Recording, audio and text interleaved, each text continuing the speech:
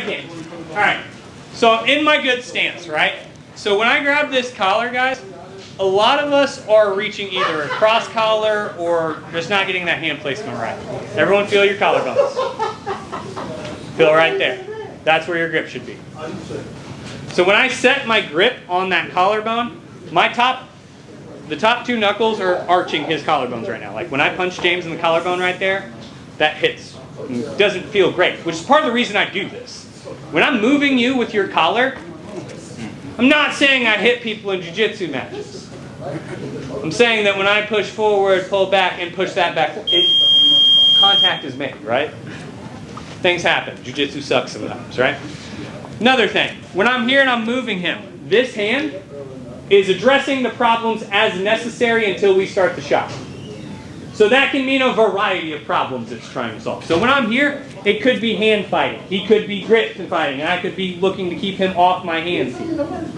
This hand is addressing the problems. Number one issue I solve. When I turn and I get him here, when I drive him, I'm not driving him that way. I'm driving him across that ankle. So a lot of you guys are going here and picking him up and driving him backwards. A lot of people are athletic that direction. Very few people, when I move James and I get here and I get my angle, are athletic at a 45. Bop. That's why that looks effortless and you guys are struggling with it. When I'm here, boom, I move James here. If I drive James back towards Dewey right now, James, while being one of the least athletic people in our entire program, one of the hardest workers, least athletic. It's a great combo. He's athletic enough to bounce on one foot here. Right? But when I'm here and I get boom, and I drive him over that foot, even not well, that works.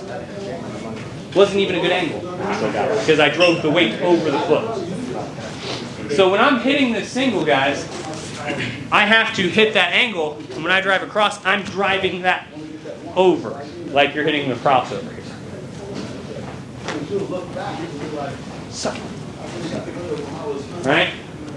I'm hitting that and crossing that over so that his head and center of gravity are way the hell over that foot as I pull the base out from under. Does that make sense? All right, let's try that again. 1, 2, 3. So when I'm here, boom, I get my grip. Let's assume James doesn't suck at jiu-jitsu and or wrestling, right? Like sometimes that is going to happen, guys. People don't suck all the time. Not everyone can be Jordan. So we get here, we're moving around, boom, and I'm going to step, turn, snap, and James is going to get there, and I'm just not going to be able to reach over and grab that ankle, right? So instead, all we're going to do is I'm going to be moving him around, boom, step, and then I'm going to step out, pick up that leg. Just switching it over to a single.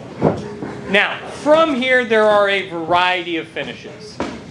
I'm going to go over two very simple ones. One taking him forward, one taking him backwards. For me, I like having this grip still, and then I just pull them down. I have control of their legs. I'm going to look to do almost like the weave passes halfway set up for me. That's one of the simplest ways you can finish this. So I'm moving James around. We're trying to do stuff. Boom. I step behind. I get my ear as tight to his stomach as I can so I don't get choked. Snake my hand around his ankle. Pick it up. Then once I'm here, we're just looking to pull that down and control James's hips. So you don't let go of the collar grip until you're... Almost at all. Okay. At least on this finish. Because I like having that because it gives me a lot of control of his trunk. So everything from his nipples up, I now have control of. That's why I like that grip. I have control of his leg, one leg, most of his hips, and now his upper body. Generally enough to get a takedown. Cat couldn't take me down with that, but, you know, who could?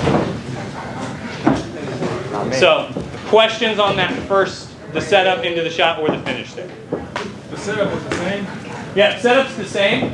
So we're here, we're moving. All I'm doing, step, turn. The only difference is instead of driving for that ankle, I swing around with this hand here, and pick that up. Now, once we're here, we have two options. I can drive him this way, or I can step, turn, and drive him back over. Either way, I'm keeping hold of that collar, driving him whichever direction I want. The goal be setting up your next step. Bring your hands back up, G. Your head's not moving, your hands aren't up, G. Yes. On this set, you can't grab both same sides. Different sets. Scratching the surface. Head moving, Mike. Head moving. So, questions on that? Swing single, either snapping him forward or snapping him back. Let's see it one more. Yeah. So we're here, I'm moving. Step, turn. Step, swing. Drive up. Then you can snap forward or snap back. So that will depend more on what you want game-wise. I like to snap forward because it's going to set up my weave pass into my back takes. Weave pass into back takes. Other questions? 1, 2, 3. So now I'm here, and once again we get to assume that James doesn't suck, right? So boom, I step, I turn, and James just squares up with me. Because he's not going to give me that many angles, and he's not going to give me everything I want. So all we're going to do is what's called a lazy double. So I'm here, I have this collar grip. I'm going to pull it down as hard as I can. Snap his head as hard as I can down. Because if his head goes all the way to the mat, great, we take him down that way. Most of the time though, they're going to go, hey, I'm going to pop my head up. Boom. As soon as that head starts to come up, I'm going to let go of that collar. Let it go. Ring, ding. I shoot in, here. As soon as I get here, my back leg, instead of stepping up and driving, is just going to hook his ankle, and I'm going to Superman dive into it. Boop. It's a lazy double. It's my favorite because I'm lazy. So,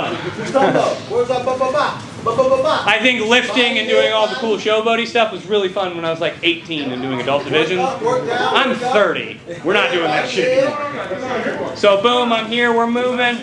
Boom, I snap. He pops his head up here.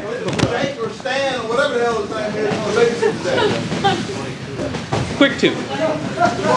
Get me my two. But the reason I like this is a lot of people get into trouble with guillotines, head snap chokes, any of that stuff, because as they come up, they lift and drive their head in. With this one, I can keep my chin tucked and drive through this shot still just as effectively. So we're here, I'm working. Bop, I snap here. As soon as that comes up, I drive my knee down, almost like the warm-up drills we do. As soon as I'm here, I scoop the legs, step my leg back, hook his ankle, drop it. And then you should land somewhere effectively between butterfly and half guard. It's going to depend on how athletic they are, but that's going to be the general landing point is half guard. Then you do what you want. Punch James. Questions on this one? Like I said, one of my favorite takedowns. Can be used in a variety of situations, not just in the collars, but I like it for just this one especially because a lot of people have that natural push-pull that we get into, right? If I push James this way, he's going to drive back into me. If I pull James's head down, he's naturally going to drag it up. And that's what's going to give me that level change. Now, he's not always going to go from here to vertical, right? But all I need is him to come up just that little bit so that I can get underneath him. Because if James is really doing this, boom, I'm here. If I'm here and I try to shoot right now, James is blocking me with his head and his hands. But if James comes up 3 inches, I come down 3 inches, bop. I'm in and I've cleared him that way. That's why this shot's effective is, it's not just me moving him, it's me moving underneath him as well. Speak up like you wanted to be heard. There you go.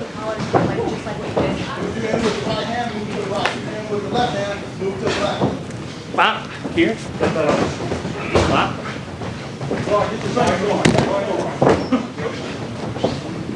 Everybody should be banking head movement. Yeah, you can do that if there's no collar, or if you have no gi, or a variety of options, yes. I just like this one with the collar because we have a collar. Why not use it?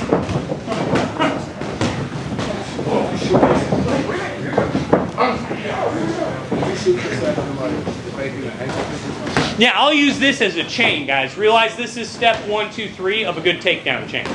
James doesn't suck. He's been wrestling or trying to wrestle a little bit here as of late, right? So boom, I get here. Boom, I'm here. I'm going to look to, that takedown didn't work. That one didn't work. Snap. You can hit this snap and turn a couple different times, getting different reactions out of it. So I'm going to hit this in succession. That's why I'm teaching it that way. Do you care if he has an inside tie at all? Not particularly. I mean, if he's got a really well-established collar, it might be a little hard to shoot through it. But for the most part, all I'm going to look to do at that point, even if he does have that inside grip here, is I'm going to look to clear and come to that inside bicep. But that's as much as I'm doing clearing ties. Most people overthink the fact that someone has a grip on your collar. But you wouldn't just go straight forward if it's like a really good... Yeah, like if he's here and he has that grip here, and he really establishes it, he believes that it's something, right? And I come in here and I'm just like, that's going to make it a little difficult. I may try to work out of that. But most people overthink the fact that someone has a grip. Realize the collar grip has not stopped many of my takedown attempts. Yeah. And I'm using it to move him each time. Big thing is I'm just not letting James reset here. Like when we get here, I'm...